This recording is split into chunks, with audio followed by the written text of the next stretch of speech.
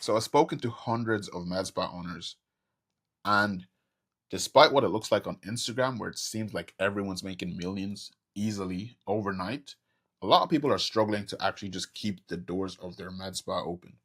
And I've been fortunate to help several people add hundreds of thousands of dollars to their revenue for their med spa. And I wanted to share what I've observed to be what makes some people so successful and other people struggle to even make any profit and just stay in business. And as harsh as it's going to sound, I think a lot of people just don't try.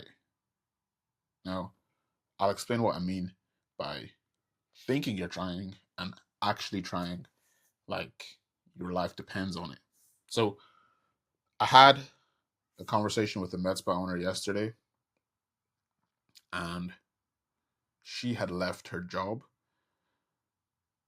in bedside nursing and went all in on her med spa. And she said, like, first of all, I asked what her revenue was for her med spa. And then when I heard that she left her job, I was like, oh, that sounds very risky because your med spa isn't making even close to the revenue numbers that you want to be making. And so she had left her job and she said that she had some savings and that's why she did it. But it was still a very risky play. And when I asked her, what are you doing or what have you tried to do to get your revenue in the trajectory that you'd like it to be, she was like, "Man, I feel like I've tried everything. I've maxed everything out." That was what she said. And when I heard that, I was like, "Okay, I'm interested to hear what she's tried because it's a very bold statement to say that you feel like you've maxed everything out. Like to max something out is to try the absolute most you can in that thing." And so I said, "Okay, what did you try?" And she was like, "Well, I tried Facebook and I tried Google." And I just immediately asked her, "Okay, how much did you spend on those Facebook ads?" She was like, "Well, I spent $100, and that's way more than the videos that I was watching told me to spend." And I was like, $100 is not even a test. Like you would test with $100 to figure out which ad you're actually going to start promoting. It's not a significant amount in terms of advertising spend. Um, and that was what she had spent. And not to get too technical, but the campaign that she had ran wasn't one that is set up to get customers. It's one that is set up to get engagement. So it gets you likes and it gets you maybe some followers and some views, but it doesn't get you customers. So she has set it up completely wrong for the objective that she wanted. And then when I heard her say that she felt like she's tried everything and that she's maxed out, I was like, not in an offensive way, but you haven't even done 1% of what you could possibly do to actually make this thing succeed. And that shouldn't be something discouraging. That should be something that's hopeful to know that there's so much more you could do to get this to work if it's not working right now. And so she hadn't even done 1%, to be honest, of the work that's actually required to make this work. And so what I've seen to be one of the big reasons that med spas fail is they do things with half measures and they think because they've tried many things, they should get some kind of outcome. But that's just not reality. You see, what gets you results isn't trying many different things, it's doing one thing so well with all your effort and being like, man, what would I actually have to do with this thing that it will be so unreasonable that it just doesn't work? Like, actually try like your life depends on it and your future depends on it because it does. And I will say that with the clients that we've had that just skyrocketed and got the best results, they try like their life depends on it because usually they don't like their current situation. Like, this might sound dark, but they hated being a nurse or they were just fed up with being a nurse for over a decade. And they were like, I just have to make this thing work. They have to make it work.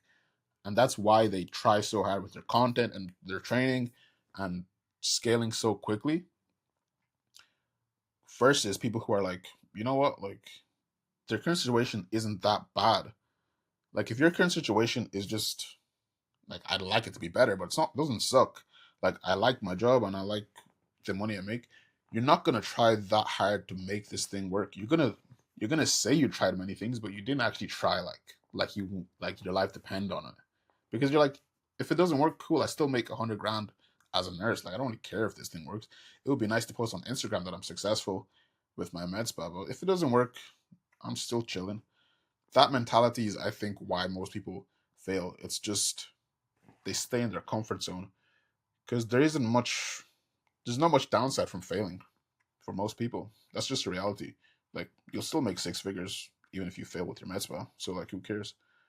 And if you're in the position where it's like, I just hate this.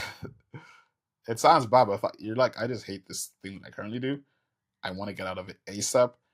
I'm not gonna try and make this med spa work. I'm gonna actually make it work. I'm not gonna look for some kind of, you know, reward for my effort. I'm just gonna do what's required. Then you'll get it. You'll get it to work. And so when someone says, I tried all these things, it's not about trying things. It's just don't try. Just actually make it work. Like, what would you do if you absolutely had to make it work and your life was on the line? Because you would, you do things a lot differently than like, all right, I'm going to spend $100 here and not research what creative I should run, which copy I should write, how I should do the targeting, how often you're going to post content. Like, even with content, people say, yeah, I'm posting content. And it's something that you can get on Canva that you could just type in ChatGPT, hey, give me an idea for my med spa content. And I'm not saying like this is bad if you do this. Like, if you post anything, it's better than posting nothing. But you have to realize how competitive it is when people are looking at your page and they see a generic Canva post that's like 3 facts about Botox that ChatGPT could have just spit out, and it's just a very generic post. No one's gonna see that. Like, even think about yourself as the customer. Like, if you saw that on a page, would you be like, "Wow, so interesting. I'm gonna book with these people"? You wouldn't. But if you try to think of what would make you think like that, and you don't have to do anything crazy, but you have to position yourself in a unique angle. So, like, tell a story about why you started your business. Like, show some kind of humor that would make someone say that, okay, at least if I go to that person, I'm gonna have a good time. It's gonna be fun. Show your clients before and afters. This is something that's simple, but nobody else can copy your clients before and afters. Only you can show that. And so that's a unique way to position yourself. And the better you get, the more skilled you get, especially with fillers, because that takes more skill than the Botox. Then the more you can cut through the competition. And so what I'll say is, with our clients who got the best results, they were injectors who did a lot of training, and we promoted them, and then they just take off because of that, and they consistently post content. The people who do the generic content, like Canva stuff, and they only do Botox, or if they do filler, they're not that skilled. You're just going to get commoditized, because there's no reason that people would look at you and say that I want to go there as opposed to somewhere else, except for if you're priced really lowly. But if you're priced really lowly, you're not going to make any profit. And so, to sum this up, um, the people who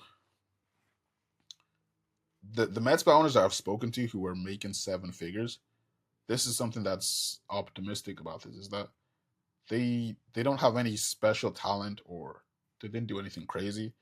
They just said, okay, this is going to take me 12, 24, 36 months. I need to build this foundation. I need to get my reviews up. I need to get my page built. And I'm just going to consistently keep posting. Doesn't matter if I'm sick or if I go on holidays or if I'm not feeling it. I'm just going to keep letting people know about my stuff. And eventually, things will start growing. But it's all about building that foundation where you're not just some generic med spa, because there's so many of them. And once you actually try to differentiate with some kind of unique angle, and you can think long term, like if you're thinking about the next 30 days, what promotion you're going to run to get some quick cash, always, then it's going to be really hard for you to actually grow. But if you're watching this and you have a med spa and you can think 12 months in advance, or where you want to be, then you'll build the foundation correctly. You'll take the trainings, you'll ask people for their reviews, you'll post the unique content that only you can post, and it's just a matter of time until you get the numbers that you want to get. So don't stop promoting, even if you're not feeling like it.